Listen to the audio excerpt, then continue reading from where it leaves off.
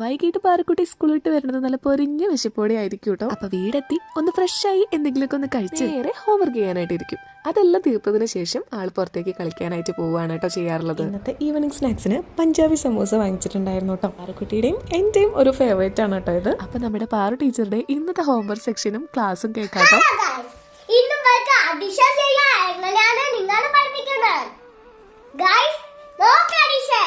ബോർഡിൽ വെച്ച് ചെയ്തതാണ് നിങ്ങളിത്.